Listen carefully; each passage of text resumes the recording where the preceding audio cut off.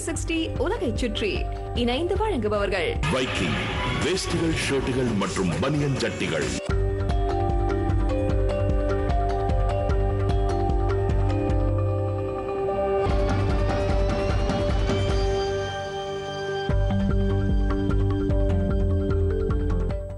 அனைவருக்கும் வணக்கம். Welcome to 360 உலகை சுற்றி.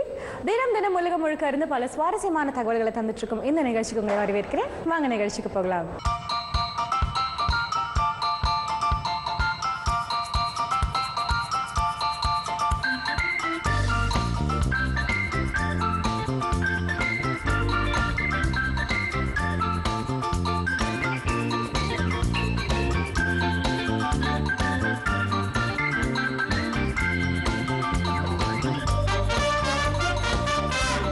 நாட்டுக்கும் ஒரு தனி கல்ச்சுரல் வேல்யூஸ் இருக்குங்க. நம்ம நாட்டுடைய கலாச்சாரத்தை நம்ம நாட்டை விட மற்ற நாட்டை போய் சொல்றதுல ஒரு பெருமையான விஷயம் இருக்கு. அந்த விதத்தில் பாரிஸ்ல நடந்த ஜப்பான் எக்ஸ்போல ஜப்பான் நாட்டுடைய both traditional and modern hair styles வந்து ஷோகேஸ் பண்ணியிருக்காங்க. அந்த காட்சிகளை நம்ம இப்போ கண்டு ரசிக்கலாம். பாரிஸ் நகருக்கு மேலும் அழகு சேர்த்தது சமீபத்தில் நடந்து முடிந்த ஜப்பான் எக்ஸ்போ சலூன் ஃபேஷன் கண்காட்சி.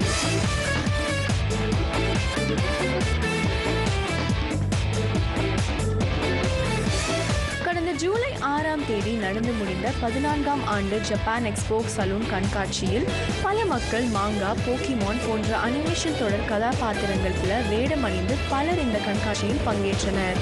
மேலும் இந்த கண்காட்சியில் ஜப்பானின் பாரம்பரிய சின்னங்களான சாமுராய் சக்திகளும் இடம்பெற்றிருந்தன.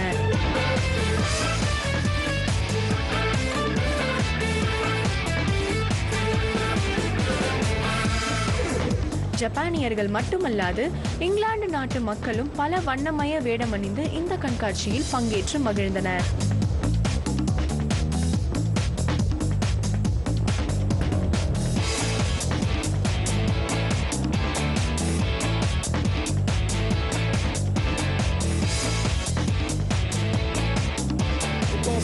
இதில் பங்கேற்ற பிரெஞ்சு காமிக் ரசிகர் பேசுகையில், ஜப்பான் அனிமேஷன் ஷோஸ் பிடிச்சவங்களும் இருக்காங்க, அதை கண்டுக்காதவங்களும் இருக்காங்க, ஆனா பிடிக்காதவங்க மட்டும் இல்லவே இல்லைன்னு சொல்லலாம்.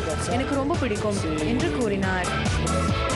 மேலும் ஜப்பான் நாட்டு ரசிகர் ஒருவர் பேசுகையில், ஜப்பான் கலாச்சாரம் மிகவும் தூய்மையானது, அங்க மற்ற நாட்டிலிருந்து வந்த எந்த கலாச்சாரமும் இல்லை, அதனால அது மிக சிறப்பான கலாச்சாரம் என்று தங்கள் நாட்டு கலாச்சாரத்தை பற்றி பெருமையுடன் கூறினார். இந்த கண்காட்சியில் பாடல் நிகழ்ச்சிகளும் நடத்தப்பட்டன. பொம்மைகள், வீடியோ கேம்கள் என பல சிறப்பான பொழுதுபோக்கு அம்சங்களும் இந்த கண்காட்சியில் இடம்பெற்றன.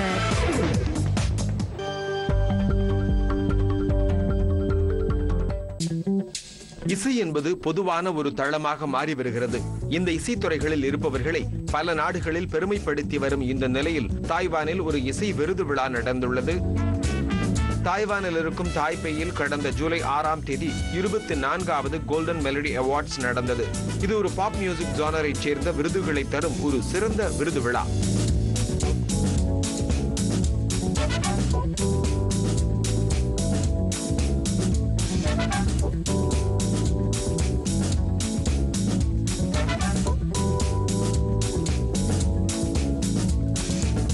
இதில் சாண்டி லாம் என்ற பாடகி விருது விழாவின் பிகெஸ்ட் வினராக அறிவிக்கப்பட்டார். இவருடைய ஆல்பமான காலா மொத்தம் 6 விருதுகளுக்கு பரிந்துரைக்கப்பட்டது. அதில் best composer, best producer, best female singer மற்றும் பெஸ்ட் மேண்டரின் ஆல்பம் என்கின்ற 4 கேட்டகரிகளில் விருதுகளை பெற்றார். இவர் விருது விழாவிற்கு வர முடியாத காரணத்தினால் இவருக்கு பதில் ஆல்பத்தின் கோ ப்ரொடியூசரான ஷெய்லி சாங் விழாவில் கலந்து கொண்டார். எனக்கு சிறந்த ப்ரொடியூசர் விருது கிடைத்திருக்கிறது. இதற்கு நான் சாண்டிக்கு தான் நன்றி கூற வேண்டும். இந்த ஆல்பம் அவங்க இல்லாமல் வெளிவந்திருக்காது. எனக்கு இது கூறுவதில் எந்த ஒரு தயக்கமும் இல்லை. நான் இன்னும் சாண்டிக்கு வாசிப்பதில் ஆர்வமாக இருக்கிறேன். ஆனால் தற்போது அவர் இந்த விருது விழாவிற்கு வராதது எனக்கு மிகவும் வருத்தத்தை தருகிறது என்றார் சாங். ஜாம் சியோ பெஸ்ட் மேல் சிங்கருக்கான விருதினை இட்ஸ் ஆல் அபவுட் லவ் என்ற ஆல்பத்திற்காக தட்டிச் சென்றார். இந்த விருது தனக்கு கிடைக்கும் என மிகவும் நம்பிக்கையாக இருந்தாராம் ஷியா. நிச்சயம் இந்த விருதினை வெல்வேன் என்று நம்பினேன், ஆனால் அதனை பற்றி அதிகம் நான் சிந்திக்கவில்லை என்றார் அவர். ஸ்பெஷல் கான்ட்ரிபியூஷன் அவார்டினை ஜான் 2012 மறைந்த பாடகர் ஃபாங் ஃபெய்ஃபெய்க்கு தந்தனர். இந்த வருடம் மொத்தம் 115 பாடல்கள் மற்றும் சுமார் 24 பாப் மியூசிக் கேட்டகரி பாடல்கள் வெளிவந்துள்ளன. கோல்டன் மெலடி அவார்ட்ஸில் 1990 தாய்வான் கவர்மெண்ட் இன்ஃபர்மேஷன் ஆபீஸினால் உருவாக்கப்பட்டது. இது தாய்வான் நாட்டில் இருக்கும் இசை வெளியீடுகளுக்கு சிறப்பாக நிறுவப்பட்ட விருது விழா ஆகும். இதை மிகவும் பெருமைக்குரிய விருதாக கருதுகின்றனர் தாய்வானில் இருக்கும் இசைக்கலைஞர்கள். புகழ்பெற்ற ஷெஃபான கார்டன் ராம்சே பற்றி ஒரு சின்ன செய்தியை சில நாட்களுக்கு முன்னாடி நம்ம நிகழ்ச்சியில் பார்த்துருந்தோம். சிங்கப்பூருடைய லோக்கல் ஸ்ட்ரீட் ஃபுட் செய்கிறவங்க, அதாவது அந்த ஹாக்கர்ஸோடு வந்து ஒரு சின்ன போட்டியில் இவர் ஈடுபட்டிருந்தார். ஆனால் எதிர்பாராத விதமாக இந்த போட்டியில் அவர் தோற்று போயிட்டார். இது அவரோட ஃபேன்ஸ் எல்லாருக்குமே கொஞ்சம் ஃபீலிங்ஸ் தான் தந்திருக்கு.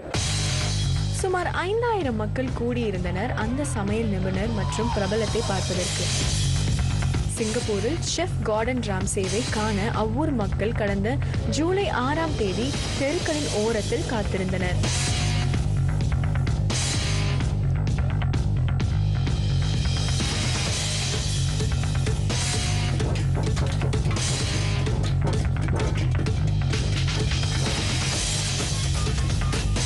சமையல் நிபுணர் சிங்கப்பூர் ரோட்டு கடை வியாபாரிகளுடன் ஒரு சமையல் போட்டியில் கலந்து கொண்டார். சிங்கப்பூரில் ஃபுட் பிளாகர்ஸும் மொபைல் நிறுவனமான சிங்டெல்லும் இணைந்து இந்த போட்டியை நடத்தினர்.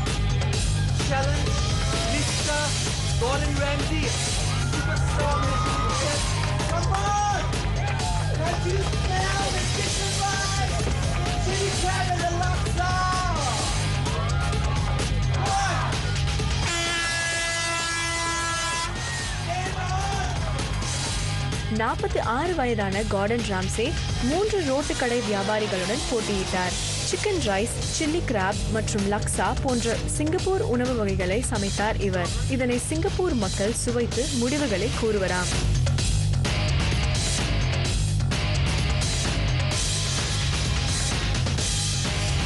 பல்லாயிரக்கணக்கான மக்கள் சுவைத்து தங்களின் முடிவுகளையும் கூறினர். ராம்சேவின் பிரத்யேக லக்ஸா உணவு வகையினால் வந்த அனைத்து உணவு பிரியர்களையும் கவர்ந்தார்.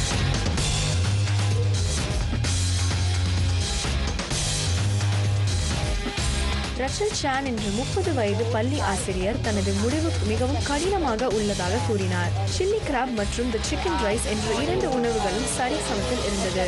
இதனால் எனக்கு கொஞ்சம் முடிவெடுக்க கடினமாக இருந்தது.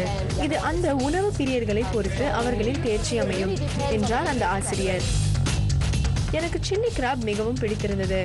நான் கார்டனின் அணியில் தான் தற்போது இருந்து வருகிறேன். எனக்கு அவர் சமைத்த ஃப்ளேவர் மற்றும் சுவை மிகவும் பிடித்திருந்தது. எனக்கு காரமான உணவு வகைகள் மிகவும் பிடிக்கும் என்றார் 17 வயது மாணவன் சீன்லன். முடிவுகள் அறிவிக்கப்பட்டன.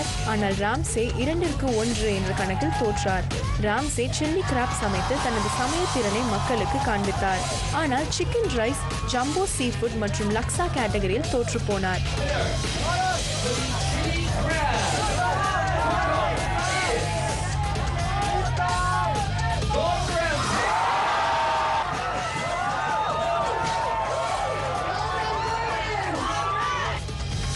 ராம்சே இந்த சமையல் குறிப்புகளை ரோட்டுக்கடை வியாபாரிகளிடம் சிறிது நாட்களுக்கு முன்னமே கற்றுக்கொண்டாராம். அவர் பிற போட்டியாளர்களை பெரிதும் பாராட்டினார்.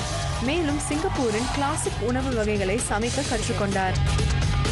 உண்மையான வெற்றியாளர்கள் சிங்கப்பூர் மக்கள்தான். நான் எங்கே தப்பாய் போனேன் என எனக்கு தெரியவில்லை. நான் பெரிதும் லக்ஸாவில் தான் தோற்றேன் என்று நினைக்கிறேன். 48 மணி நேரம் இந்த நல்ல உணவு வகைகளுக்கு போதவில்லை. நான் இந்த போட்டியில் நிறையவே கற்றுக்கொண்டேன் என்றார் ராம்சே. இந்த பிரபல செஃப் ஹெல்ஸ் கிச்சன் போன்ற பல ரியாலிட்டி சமையல் நிகழ்ச்சிகளில் பணியாற்றியுள்ளார். பல செஃப்ஸ் மற்ற செஃப்ஸ் தங்களை முந்தி விடுவார்கள் என்கிற எண்ணம் எப்போதுமே இருக்கும். ஆனால் இந்த ரோட்டுக்கடை வியாபாரிகள் எனக்கு பணிவை கற்றுக் கொடுத்தனர் என்றார் ராம்சே. ஜூன் மாதம் சுமார் 2.5 மில்லியன் மக்கள் சிங்கப்பூரின் பிரபல ரோட்டுக்கடை சமையற்காரரை தேர்ந்தெடுத்தனர் ராம்சேவிற்கு எதிராக சமைக்க.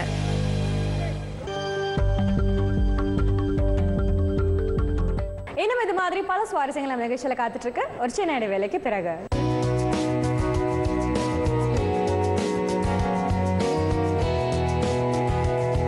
3 வருடங்களுக்கு பின் குழந்தை பாண்டா கரடியின் மகிழ்ச்சி. அடுத்து வருவது உங்கள் 360 உலகை சுற்றி.